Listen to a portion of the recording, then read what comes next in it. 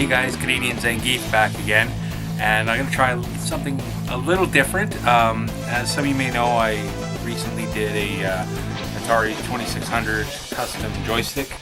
I had a few comments about that asking if I would be able to do other systems and stuff. So I'm going to try to do a Super Nintendo one. And that I'll be able to use on my Retron 5 for all the other systems as well. So I'm going to try it and see how it goes, and then, well, let's do it.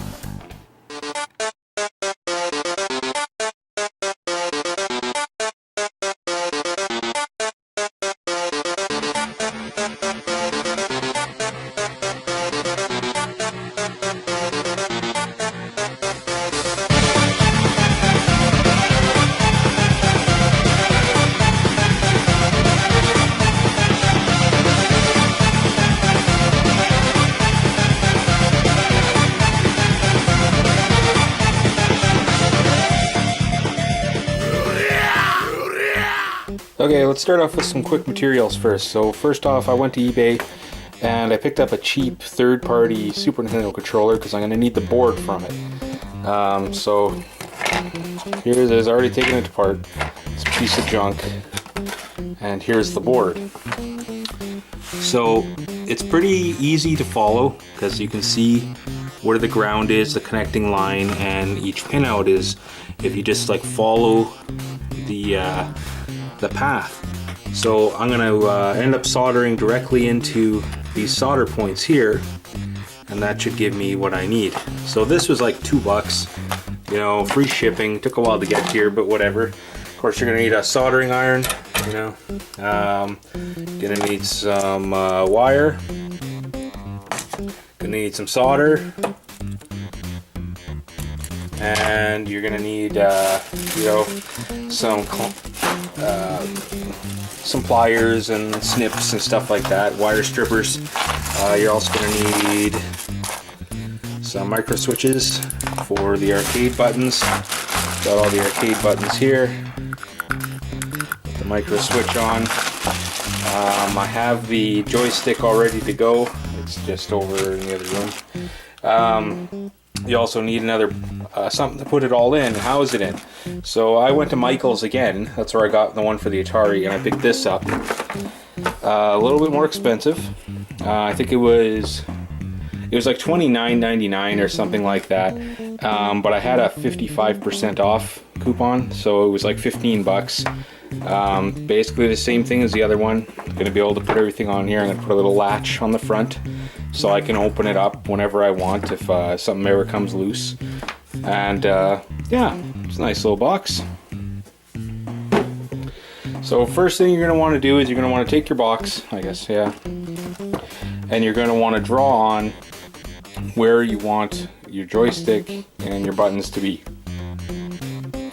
So just as I did before, I'm going to use the little ring that secures the buttons on as my base point.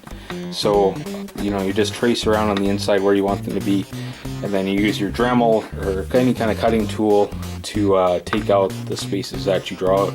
So let's do that. Okay, so I've got all it sized out. So it's going to be joystick, VA, Y, X, L and R, and start select kind of thing. I'm gonna have to make some kind of a slot in here so the board can come out before I fix it inside. I didn't do that yet because I'm not quite sure how I'm gonna do it, but yeah, we'll just start cutting this up and then we'll go to the next step. Okay, so all the holes are cutting out. I've got the box pretty much ready. Put on some hinges. Got a hole for the cord to go under. A staple something down to hold it in place later. And yeah, it's looking good. So now just gotta paint it and seal it, and then start wiring her up. Okay, so I finished painting. Put it all together, all the holes, latches, everything. And varnished up, and now we'll start assembling the controllers. Okay, so I got all the buttons in. Okay, and I got the controller board that I harvested from that third-party Nest controller piece of junk. It's going to be real simple. Okay, so here's the bottom of the buttons and everything. So it's going to be start, select, you know, B, A, X, Y, L, R, and the directional. Okay, so what we're going to do is we're going to put wires on each of these pads here. You'll be able to follow them around to see which is the ground and which is your lead that you have to wire in. So wherever there's a common area that's following this green path, that's going to be the common ground area. So you can see this part here runs into this part, so that tells you that this is going to be ground, this is going to be ground, and you see it follows all the way around this way, so that's going to be ground, that's going to be ground, that's going to be ground right there, and it's harder to see, but it actually divides up in here on camera. But it's pretty easy when you have it in front of you to determine which side is which if you just look at it. So once I'm going to have wires coming down to each side here, I'm going to have a micro switch on each one of these, and on here, this part here is the ground, and the bottom one is one we're going to be hooking up for the fire. Same thing with the joystick here. A good way to look at this here is to actually hold one of these in your hand. This composes of 4 of these pretty much. So if you just hold it like this, you'll see that the top part is going to be your ground and this is going to be your fire. And if you move it, you actually can hear the micro switch hitting the button, so you can tell which side is going to be which. Makes the same sound as this one here. That's what the button is. So we're going to wire it all up, and yeah, let's see how she runs. Okay, so finished wiring it up. It's a total mess of wires. So every point and every button is getting fed to the controller board on each of the pads. Had a bit of a tough time soldering it to the pads, so I had to sand them a little bit just so the solder can grip to it, and just to make sure they held a little bit more, I used a Loka glue pen.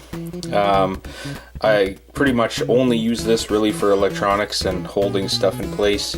I don't recommend this for anything really else to really hold it. But and also I put in a little board here with like a sponge underneath, and that's how I'm holding the wire here. It's hard to see coming out the back, and it keeps it secure without pinching it. So we're gonna close it up and see if it works. Okay, here we're gonna test it out. Just finished. Gonna play some Killer Instinct on the Retron 5, so I'll be able to use this for everything that can play on the Retron 5. So, start button works. Let's go to one player. Directional works. Jago.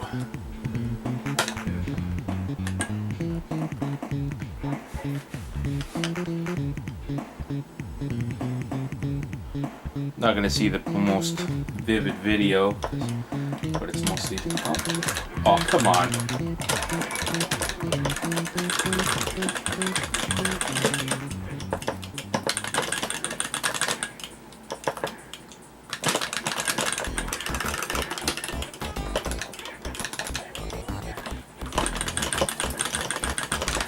Oh.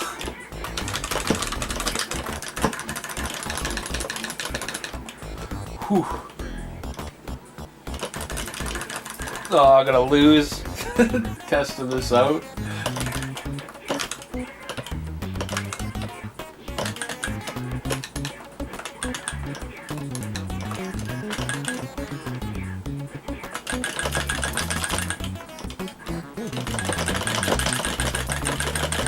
That's right.